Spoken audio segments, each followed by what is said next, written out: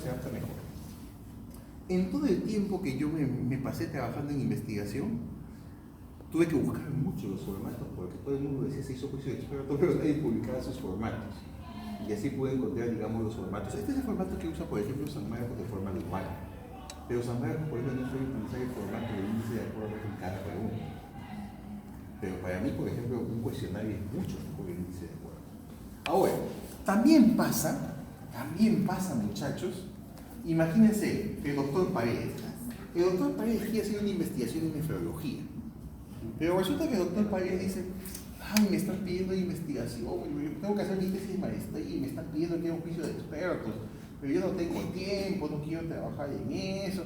Voy a buscar a mis amigos, pues voy a buscar a mis amigos que son nefrólogos, voy a buscarme unos 7 amigos y voy a traer para que mis 7 amigos, para que los 7 opinen, que opinen favorablemente de una vez, así lo paso, de una vez que no me molestan ya. Perdónenme, doctor Paredes, ese ejemplo. Pero esas cosas pasan. Entonces ahí tienes que tomar en cuenta dos cosas. El juicio de expertos es una técnica que te permite mejorar tu instrumento en base a la experiencia de otros. Si tú vas a seleccionar 6 o 7 personas que de repente no tienen experiencia en el tema que quieres investigar, vas a perder una oportunidad de mejorar tu instrumento. Porque el hecho de que una persona sea especialista, digamos que sea un especialista, no igual es un experto en el tema necesariamente. Porque doctor Paredes, hay especialistas. Entonces, peor, yo conozco casos de otros en los cuales algún compañero le avisaba, voy a avisar a mis 5 amigos para que ellos sean los expertos y para que el toque me lo pasen. Oye hermano, un favorcito, yo te voy a dar mi instrumento y tú vas a colocar que sí. No te preocupes hermano, yo te coloco que sí, no hay problema, y así lo pasamos al toque. Resulta que el amigo va donde sus 5 amigos y pide sus instrumentos, y resulta que 3 de sus amigos le rechazaron el instrumento. Los que le iban a decir sí y se iban a pasar inmediatamente, 3 le rechazaron el instrumento. Oye hermano, ¿qué pasó? No hermano, es que no me pareció. Pero tú ya has podido que sí. Lo siento hermano, yo soy tu amigo, pero soy más amigo de la verdad. Peor.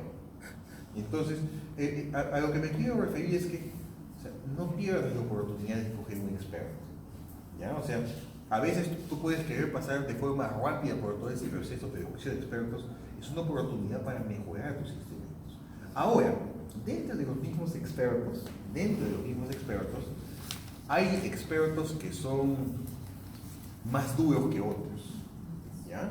O sea, tú puedes escoger, digamos 7 expertos, 10 expertos, pero de repente hay expertos que son un poco más ortodoxos que otros. Y hay expertos en los cuales de cuando en cuando tú tienes 10 expertos. Eso va con la pregunta que usted me hizo, doctor Paredes. Tú puedes tener 2 expertos o un experto que te dice, esto está mal, cámbialo totalmente. Pero los 2 expertos restantes están de acuerdo. A los 2 expertos les parece que está bien y 1 o 2 te dicen, no me parece, pum, cámbialo todo. Sobre todo en el formato de evaluación global, donde tú no puedes obtener 70, 80, 90%.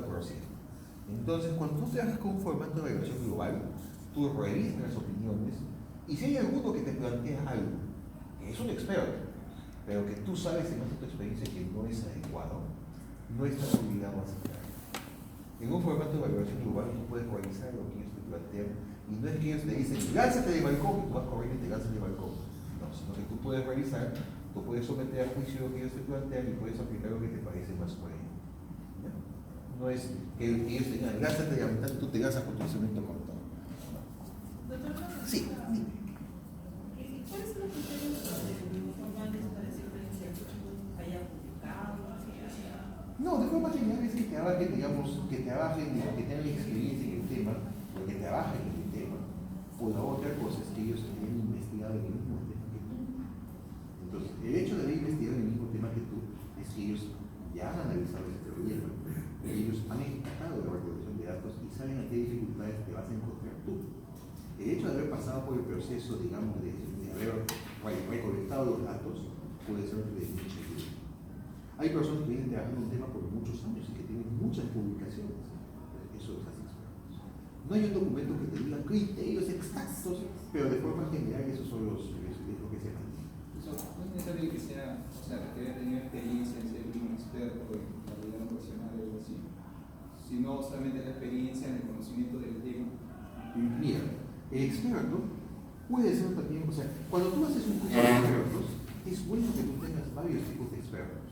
Puedes tener expertos metodológicos o puedes tener expertos técnicos en el tema que tú quieras. Eso me refería, porque o sea, puede ser que tenga, que conozca que sea el encargado del trabajo de investigación y tal, que tal vez no sepa exactamente del tema, que no es de la especialidad, pero no tiene experiencia metodológica. Claro. Que a mí me interesaría. Tú puedes tener, por ejemplo, 8 expertos técnicos en el tema que tú quieres y puedes tener 2 expertos metodológicos. Por supuesto. Entonces sí puedes tener. O sea, en mi caso, disculpe, hoy leí un artículo que escribe como base que habían validado el cuestionario con 10 expertos. 5 eran psicólogos y 5 no eran psicólogos, eran de otra carrera. ya. Creo que eran docentes propios de la universidad. Ya. Entonces, yo quería saber, de todo ese cuestionario, es necesario que todo ese cuestionario yo le dé, o sea, les dé a los psicólogos para que lo lean, lo validen, porque hay temas que ellos de repente no manejan, ellos más de repente se van a lo que es el plano psicológico, social, por ejemplo, lo que es la actitud, las emociones, algo así. Lo que tú puedes hacer, en tal caso, lo que tú podrías hacer si te enfrentas a una situación de ese tipo es utilizar 2 instrumentos. Entonces, un instrumento lo sometes a un grupo de expertos y el otro lo sometes a otro grupo de expertos. O puedes dividir el mismo cuestionario en 2 secciones. Una sección para un grupo profesional y otra sección para otro grupo profesional. Claro, ese cuestionario va a ver un poco lo que es el plano de actitud, las habilidades, ¿no? Que creo que va más con el plano psicológico, ¿no? También lo que es la presión, la soledad, el aislamiento. Claro. Pero eso tampoco no lo voy a dar al docente, porque Exactamente. no es su. Entonces tú puedes fraccionar el instrumento en 2 secciones, o en, digamos, algunos que llaman dimensiones. Entonces, una dimensión se puede alcanzar en grupos profesionales y otra dimensión a otro grupo profesional. Porque como tú dices, si tienes 2 grupos profesionales, un profesional puede que no conozca el otro tema. ¿Ya? Entonces, si tú haces eso, va a fracasar también tu juicio de experto. Así que en este caso puedes fraccionar el instrumento en 2, o en 2 dimensiones. Una dimensión puede ir para un grupo de expertos y otra dimensión para el otro grupo. Y lo podría hacer el índice de acuerdo muy aparte, ¿no? Sí, Tratarlo muy aparte. perfectamente. Perfectamente puedes hacer eso. Es correcto tu planteamiento, correcto. Muy bien. Veamos entonces. Ya. En este punto, siendo las 20:41, rápido, ya voy a darle 5 minutitos, o sigo nada más y termino. Sí. Ok, vamos. Si acabamos a tiempo, ¿no?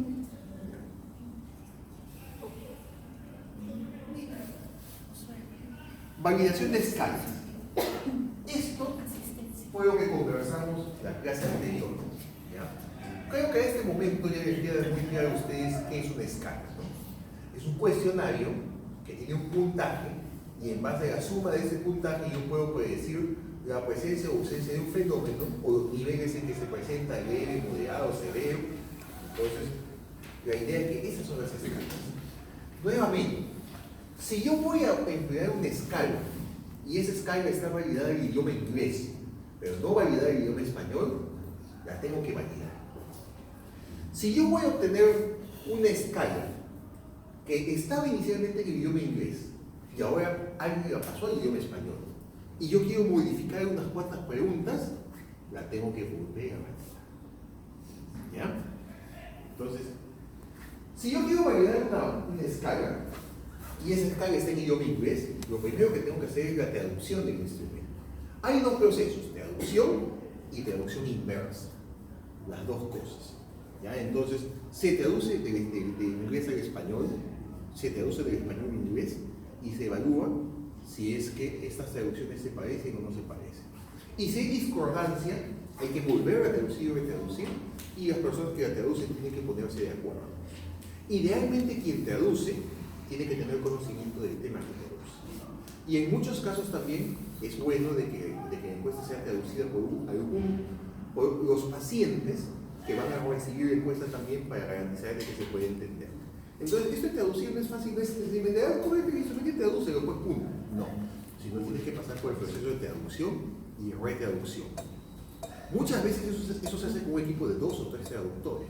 Así que no es un proceso sencillito de que yo traduzco. Lo paso nomás por el Google, nada más, por el Google Translator, nada más, y yo modifico. No, muchachos, eso no es así. Lo siguiente, tienes que asegurar asegurarte que el grupo objetivo de la escala entienda las preguntas de la escala.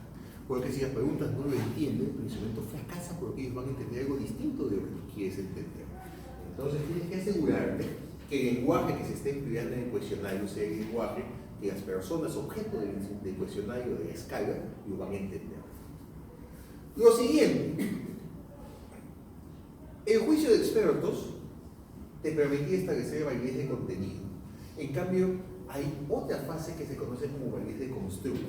La validez de constructo te permite establecer si es que tu cuestionario tiene dimensiones, y te permite extraer cuáles son las preguntas que representan cada una de esas dimensiones.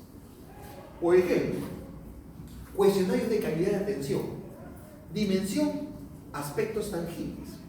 De repente hay un grupo de preguntas que responden a eso. Dimensión, respuesta rápida. Dimensión, confiabilidad. Y así sucesivamente tienes que ir analizando si tienes grupos de dimensiones que componen tu instrumento o no. Dimensión, salud física. Dimensión, salud mental.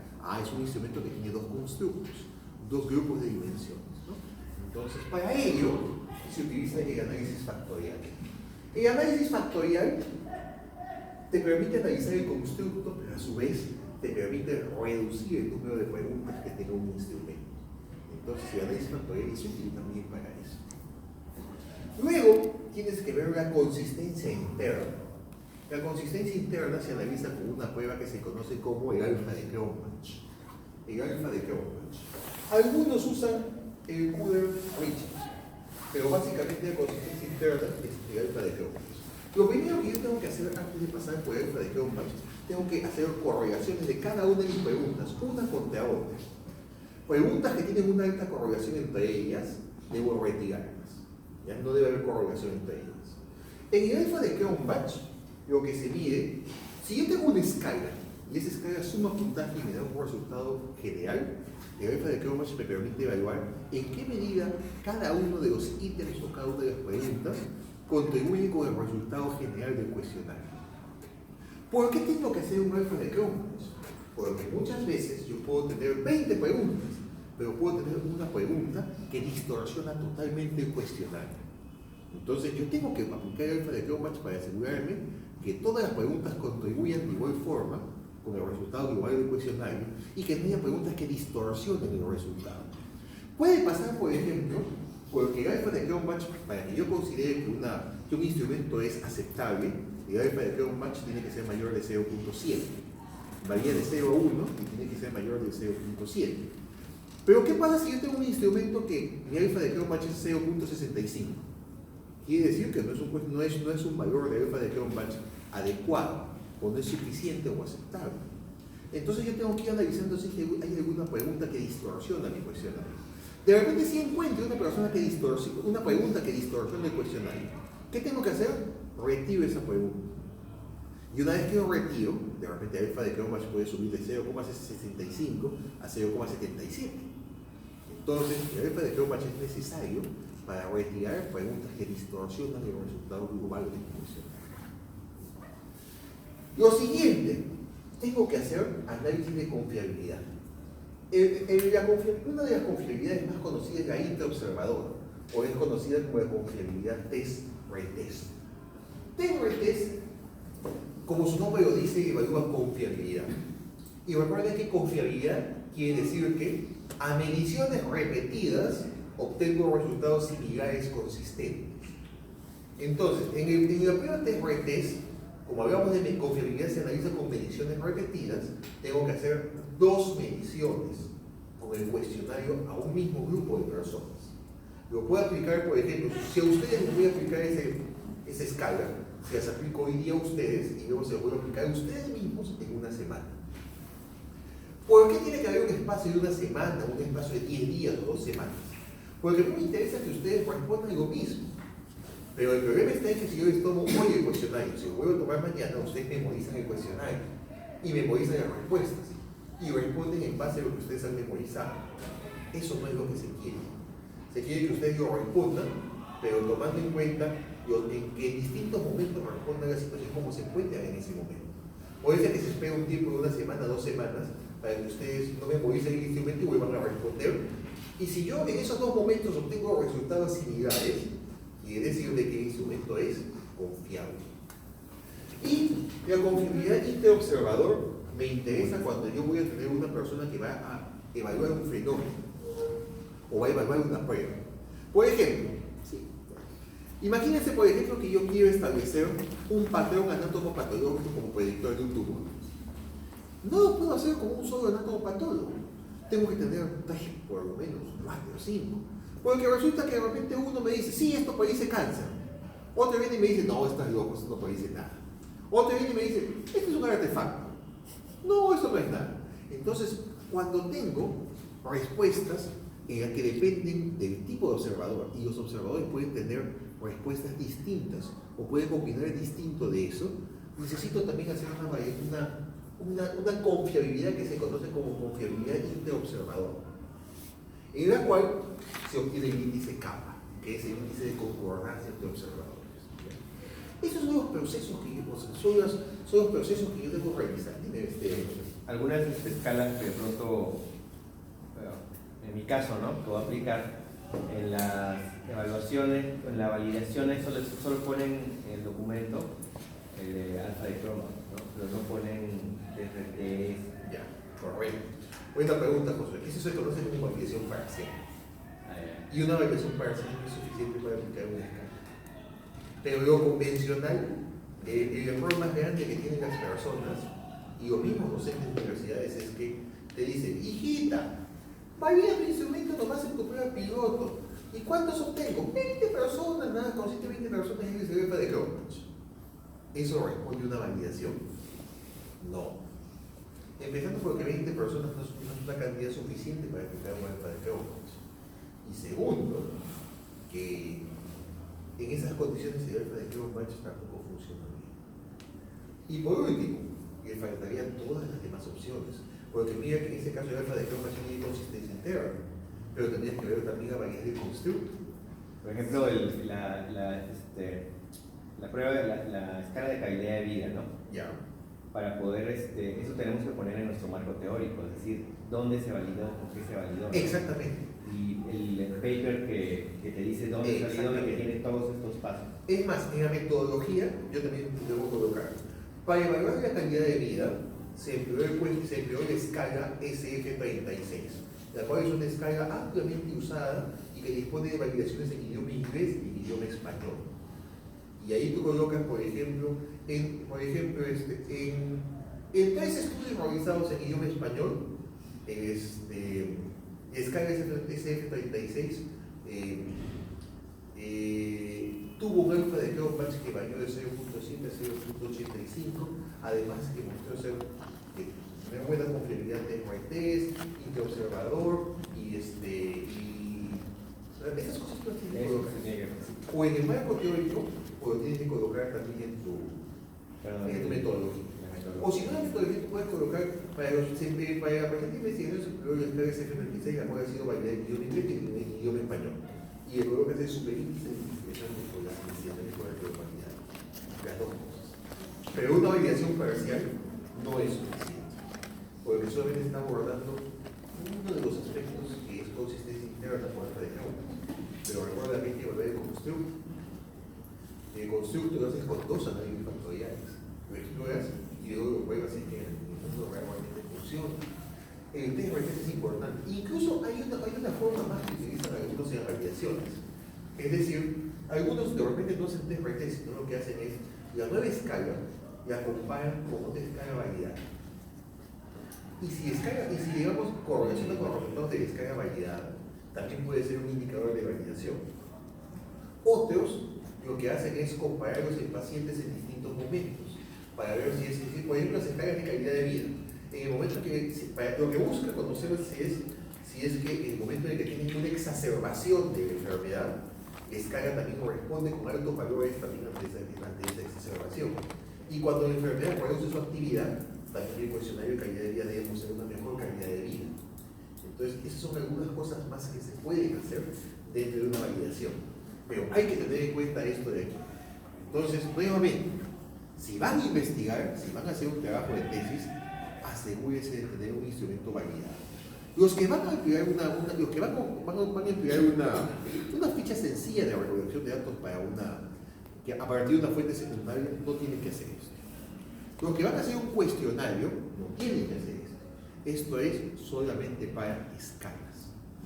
Quienes van a hacer un cuestionario o una ficha de recolección de datos a partir de fuentes secundarias, basta con que hagan validez de contenido, con juicio de expertos, índice de acuerdo, y que eso lo sometan a una prueba piloto para ver si los ítems que están buscando se obtienen en la fuente de datos, de repente para ver si es que en base a la información que obtienen ustedes quieren añadir un ítem, también podrían hacerlo, o si no, para probar que las personas les entiendan el cuestionario que van a aplicar, pero no más. Sí. La prueba de piloto, siendo realistas para nosotros, digamos que tenemos ya una escala validada, ¿no? Correcto. Se tiene que hacer prueba piloto o cosas así. Ya, de todas maneras se tiene que hacer prueba. Entonces, en esas condiciones, mi estimado Josué, pasaré a la siguiente diapositiva. ¿Me parece? Vamos a pasar a la siguiente diapositiva. La pregunta es, ¿para qué hago una prueba piloto? ¿Ya? La prueba piloto me permite ensayar la técnica de recolección de datos. Si es que yo, por ejemplo, deseo hacer una recolección de datos en población, me permite establecer si mi instrumento se comporta adecuadamente en las condiciones en las que yo lo voy a aplicar. ¿Ya? Si yo voy a aplicar un instrumento, me va a permitir establecer si es que requiero capacitar a las personas que van a aplicar el instrumento o no. Si es que tengo que tener supervisores, si tengo que tener equipos de recolección de datos, la movilidad que van a tener, todo ello. O sea, tengo que estimular las condiciones de una recolección de datos real para ver cómo se comporta el método operativo que voy a aplicar. Si yo voy a aplicar un cuestionario por primera vez, puedo ensayar y puedo evaluar cuánto tiempo me toma aplicar el cuestionario. De repente un cuestionario sencillo no me toma mucho tiempo, pero tengo que asegurarme que no tome mucho tiempo para que no se fatigue quien aplique el cuestionario y la persona a la que se aplica. Además, ¿para qué me sirve? Me sirve para asegurarme que las personas entienden las preguntas del cuestionario que yo estoy planteando. Si voy a preguntar a algunas personas, las personas tienen que entender qué se les está preguntando. Ok, ¿qué más? Si yo voy a trabajar en campo con varias personas y voy a tener varios equipos de recolección, de repente me va a permitir establecer de forma óptima el número de equipos que voy a tener. De repente yo había programado trabajar con 10 equipos de campo, asumiendo que el cuestionario me iba a tomar una hora. Pero cuando lo aplique en campo, resulta que el cuestionario no me toma una hora, sino me toma media hora. Eso quiere decir que yo puedo reducir el número de equipos de 10 a 5 y tener un resultado similar. Entonces, esas cosas las puedo ajustar en el piloto. ¿Ya? Algunos autores dicen de que la prueba piloto se puede usar para evaluar la validez y confiabilidad de un instrumento de recolección de datos. Pero eso es algo con lo que muchos estamos en desacuerdo. Al menos para el caso de las escalas, esto no se puede hacer. Validar una escala implica muchas validaciones, implica muestras distintas. Por tanto, es algo que no lo puedes hacer en una prueba piloto. Por favor, esto de acá no me lo consideren en el examen. O sea, la prueba piloto no necesariamente me va a servir para evaluar la validez y la confiabilidad. De hecho, usualmente en el caso de escalas no lo va a permitir. Ok, sí me va a servir para poder establecer si las personas a las que ingresan el cuestionario entienden o no entienden el cuestionario. Si no lo entienden, voy a tener que hacer alguna pequeña modificación en las preguntas para que las personas lo puedan obtener mejor. Y me puede ayudar a ajustar el tamaño de la muestra. También me puede ser útil para eso. La pregunta es, ¿cuánta o qué cantidad de muestra debo emplear yo para una prueba piloto? ¿Ya? Realmente existen muchas opciones para establecer el tamaño de muestra para una prueba piloto. Y yo voy a escoger cuál es la mejor opción. ¿Ya? La primera, la muestra de la muestra. ¿A qué se refiere la muestra de la muestra? Dice, se toma como referencia el tamaño de la muestra para el estudio y a partir de ella calculo de nuevo el tamaño de la muestra. No se entiende muy bien, vamos a revisar.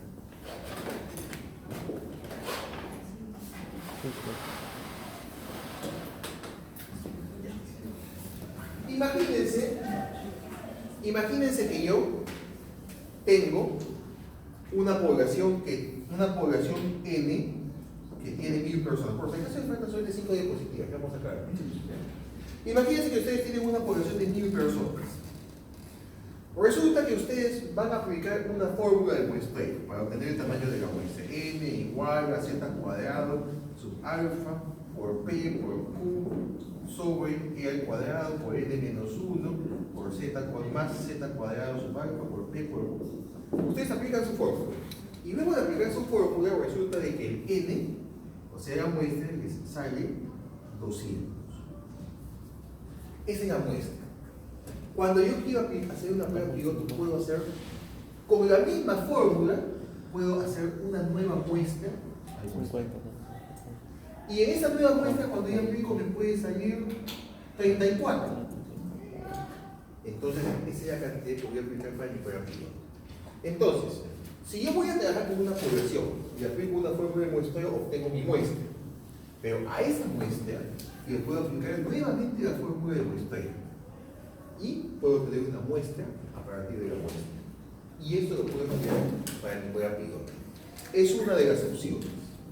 Pero realmente hay como 4 o 5 opciones, así que no necesariamente tener que trabajar con eso.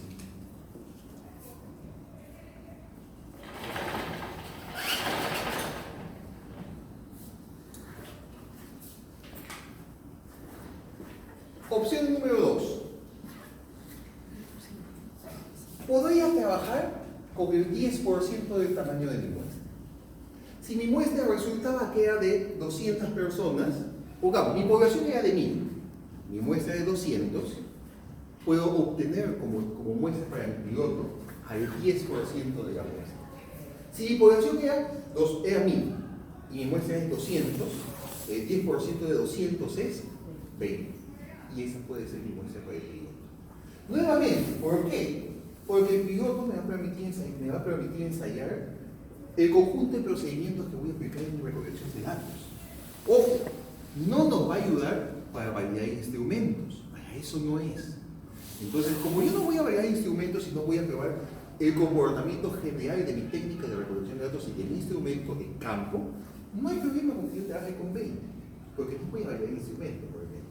Sino voy a ver cómo se comporta mi técnica de recolección de datos y el instrumento en las condiciones en las que yo lo voy a aplicar. Otra opción. Dice, selección de un conjunto de unidades de análisis que presumiblemente representan componentes del universo de investigación. Tal vez no se entiende muy bien. Esto de acá responde a que te dicen, ¿no? Ya, vas a hacer tu prueba piloto. ¿A cuántas personas vas a escoger? 20 o 30. Entonces, en ciertas condiciones tú puedes seleccionar 20 o 30 sujetos que tú consideres representativos de la población y esa puede ser tu muestra piloto. Para esto no se utiliza ninguna fórmula ni nada por el estilo. Sencillamente seleccionar 20 o 30 sujetos. La pregunta es, ¿escoger a 20 o 30 sujetos que tú consideres representativos es útil para una prueba piloto o no? Hay un poco de polémica en eso, pero la mayoría de los autores coinciden en que seleccionar sin ningún tipo de procedimiento de selección, sino seleccionar 20 personas que tú consideras representativas, sí puede ser útil para una prueba piloto. Porque nuevamente, en una prueba piloto tú no buscas validar instrumentos, sino lo que tú buscas es, no te interesa los resultados realmente de la prueba piloto. Lo que a ti te interesa es simular o poner a prueba el procedimiento general de recolección de datos y los instrumentos y ver cómo se comportan en campo y qué ajustes vas a tener que hacer tú para que esto sea eficiente. Realmente la prueba piloto, el resultado no es lo que nos interesa, no nos interesa probar los procedimientos en campo, ¿ya? Entonces, cuando ustedes hagan su prueba piloto, no lo hagan pensando en que si es que en ese grupo los factores asociados son los mismos o qué factores se asocian al resultado que yo quiero. No, porque la prueba piloto no es para probar hipótesis de tu investigación, solamente es para someter a prueba los procedimientos de recolección de datos, tus instrumentos, ver cómo se comportan en campo, ver si necesitas ajustes, ver cuántas personas, cuántos equipos de recolección y creado de capacitación necesitas. Solamente para eso, no para probar